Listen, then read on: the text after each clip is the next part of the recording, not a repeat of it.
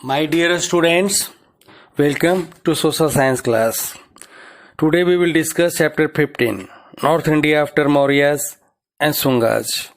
Children, when the Mauryan ruler became weaker, foreign invasions started.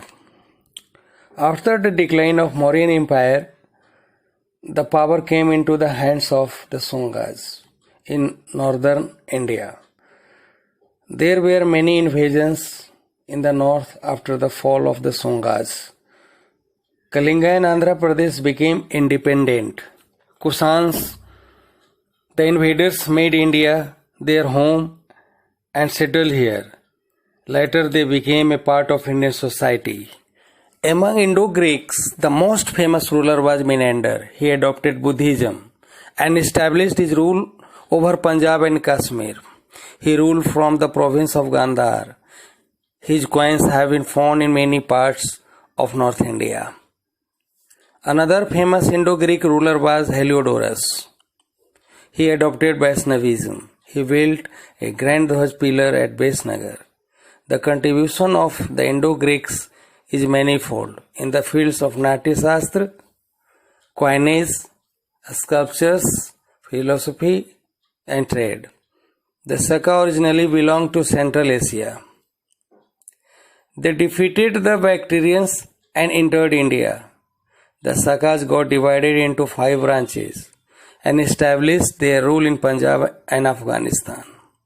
Their capital was Taxila, which is now named as Rawalpindi in Pakistan. Important rulers: Rudradaman. The edict engraved on Girnar mountain in Junagadh provides information about the period of Rudradaman. It shows that there was peace and prosperity in his kingdom. He had a council of ministers to advise him. He issued silver coins on which his figure was engraved. He was always ready to help his people. He repaired the Sudarshan Lake in Kathiawar in order to provide good irrigation facilities. He was a great lover of Sanskrit. The rule of Saka dynasty came to an end after 200 years in the 4th century CE. The Saka's rule was followed by the Parthians and then by the Kusans. Kusans, according to Chinese historians and travelers, Kusans belong to the province of Cairns in western China. They were defeated by the Huns, so they moved out towards India and settled in Afghanistan after defeating the Sakas. They extended their territories to Sindh, Punjab and the greater part of the Gangetic basin. Kanishka, he was the most able and powerful Kusan ruler. He supported Buddhism wholeheartedly.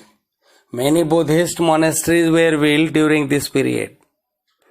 The 4th Buddhist council was held during his reign. He was a follower of Mahayana branch of Buddhism. Kanishka was a great lover and patron of learning. He propagated Sanskrit language and literature, art and architecture, sculpture, science, etc. Mathura, Sarnath, Amravati and Gandhar were the main centers of development of art, architecture and sculpture. He himself was a great scholar. During the period of Kanishka, Ashwaghosa wrote an epic, Buddhacharita, in Sanskrit. Kanishka is also known for his fine coins. He started the Saka era in CE 78. This era is now used by Indian government as national era. Later on, the Kusans adopted Hinduism. The last Kusan ruler in India was Vasudev. Children, the remaining part of this chapter will be discussed in next class. Now you will be given some questions. I hope you will do these questions very easily. Thank you.